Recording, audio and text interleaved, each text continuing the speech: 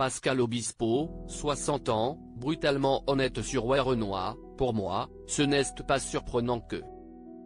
Ce samedi 17 mai 2025, le monde du rap et de la musique a appris avec brutalité la mort du rappeur Renoir. En effet, celui qui était considéré comme le plus gros vendeur de disques de ces 10 dernières années, est décédé à l'âge de 31 ans. La veille, de nombreuses rumeurs faisaient état d'une santé défaillante de la part du chanteur.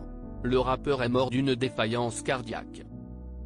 Mais pour ses fans, l'annonce de sa mort est une véritable tragédie. Dans le monde de la musique aussi, de nombreux artistes ont accepté de se confier sur leur peine. À l'image de Pascal Obispo. En effet, le chanteur a décidé de partager un message au sujet de Renoir. Mon fils est très triste et j'ai de la peine. 31 ans. C'était un bon gars, très talentueux, qui avait tellement de choses à faire. Paix à son âme et condoléances à sa famille et ses amis, indique-t-il. C'est un ami de mon fils, qui est aussi proche de son DJ, Milan. Depuis l'enfance. Chenet et Renoir prenaient encore du bon temps ensemble il y a 2 semaines, indique-t-il aux Parisiens. Au Zénith de Paris, Pascal Obispo a accompagné Renoir au piano. Et voilà que l'artiste fait une étonnante confidence.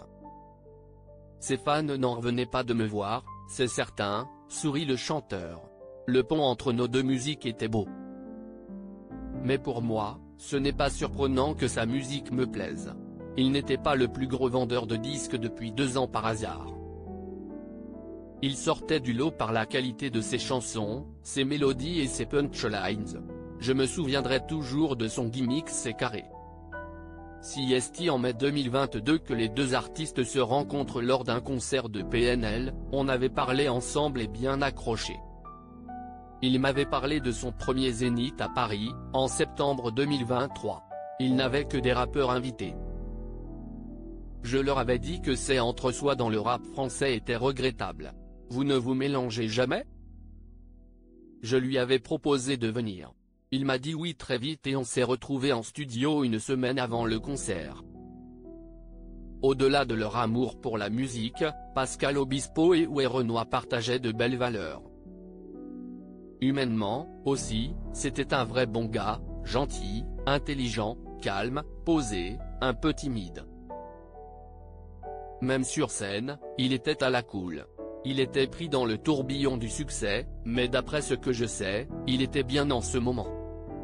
Le chanteur français se confie alors sur son coup de cœur musical, je l'écoute souvent en peignant, en particulier son 2e album Pyramide. Avec Damso et Aya Nakamura. Nous devions continuer l'aventure et faire d'autres choses ensemble. On devait se voir, j'avais préparé pour lui plein de sons avec un beatmaker. Cela restera dans un ordinateur.